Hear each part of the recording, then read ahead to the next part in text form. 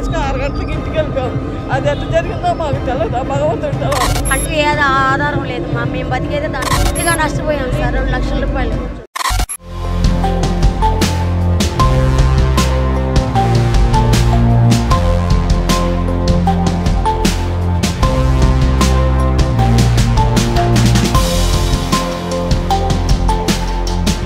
ఎనలేని అనుబంధం NL hospitals opposite water tank Magunta layout near Annamayya circle Nellore.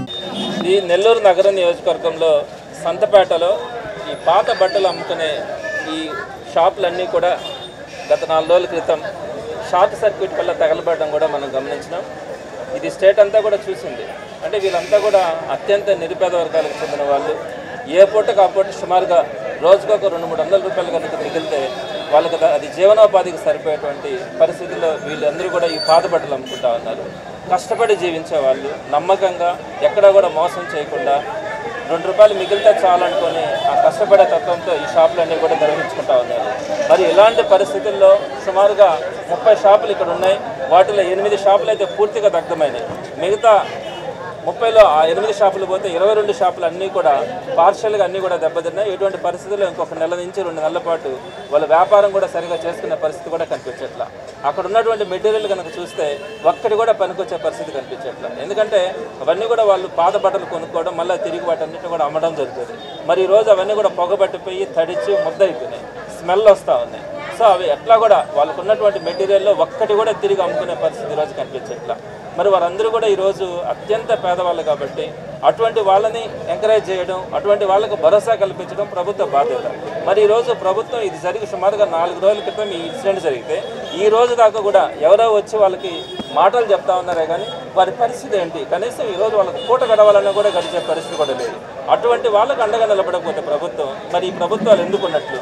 ఇటీవల చూసినాం ఆత్మకూరు దగ్గర అత్యంత దారుణంగా 7 మంది ఒక యాక్సిడెంట్లో చనిపోయినారు. ఆ ఇన్సిడెంట్ ఇంకా ఎవరు కూడా మర్చిపోలే. అందులో కూడా నెల్లూరు నగర నియోజకవర్గానికి సంబంధించిన వాళ్ళే. వాళ్ళకు కూడా ఈ రోజు దాకా ఎక్కడా కూడా వాళ్ళకి డబ్బులు ఇచ్చిన పరిస్థితి, ఆర్థికంగా వారికి చేయూతనిచ్చినటువంటి పరిస్థితి కనిపించట్లా. అదే వైఎస్ఆర్సీపీ ప్రభుత్వంలో కనుక మీరు తీసుకుంటే జగన్మోహన్ రెడ్డి గారు ఏ ఇన్సిడెంట్ జరిగినా కూడా స్పాట్లో ఆర్థిక సహాయం చేస్తారు. వాళ్ళకి అండగా నిలబడేటట్టుగా ఇంచుమించుగా వైజాగ్లో జరిగిన ఇన్సిడెంట్లో కనుక అయితే ఒక్కొక్క బాధితుడికి ₹1,00,00,000 సహాయం స్పాట్లో చేసినటువంటి పరిస్థితి మనం చూస్తున్నాం. అలానే విజయవాడలో కనుకైతే ఒక్కొక్క కుటుంబానికి 50 లక్షల దాకా కూడా ఇన్సిడెంట్స్ జరిగినప్పుడు మనం స్పాట్లో సహాయం చేసినటువంటి పరిస్థితి వైఎస్ఆర్సీపీ గవర్నమెంట్లో చూసినాం. మరి ఈరోజు ఇంత దారుణంగా మొన్న చూస్తే యాక్సిడెంట్లో సుమారుగా అంతమంది చనిపోవడం, ఈరోజు అత్యంత పేద వర్గాలకు చెందిన వాళ్ళు కనీసం వాళ్ళు కనుక ఈరోజు కనుక అక్కడ జరగకపోతే సాయంత్రం వాళ్ళకి జరిగే పరిస్థితి కూడా ఉండదు. అలాంటి వాళ్ళని మనం ఆదుకోకపోతే ఈ ప్రభుత్వాలు ఎందుకున్నట్టు అన్నది ఒకసారి ఆలోచించుకోవాలి. మరి నామకే వాస్తవాలు అందరికీ కూడా ఏదో కొంత ఆర్థిక సాయం చేస్తామని నోటి మాటగా చెప్పిపోయారంట. ఇటువంటి నోటి మాటలు చెప్పినటువంటి పరిస్థితి చాలా చూస్తూ ఉన్నాం.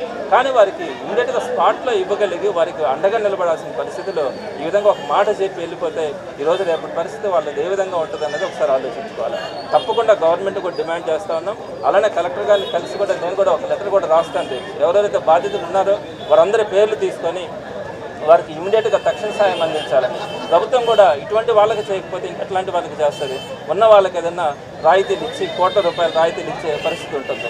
కానీ ఇట్లాంటి పేదవాళ్ళకి కనుక మనం సహాయం చేస్తే వాళ్ళకి అండగా నిలబెట్టుకుంటుంది కాబట్టి ఒక్కొక్క షాపుకి సంబంధించి కనీసం ₹2 లక్షల లేదే వాళ్ళు మళ్ళీ తిరిగి మెటీరియల్ కొనుక్కోవడం కానీ ఆ షాపుని పునరుద్ధరించుకునే పరిస్థితి కూడా కనిపించట్లేదు. కాబట్టి అందరికీ కూడా 2 lakhs మినిమం అన్నది ఇవ్వాలన్నది వైఎస్ఆర్సీపీ తరఫున తప్పకుండా ప్రభుత్వాన్ని డిమాండ్ చేస్తాం. అలానే కలెక్టర్ గారిని కూడా రిక్వెస్ట్ చేయడం కూడా జరుగుతుంది.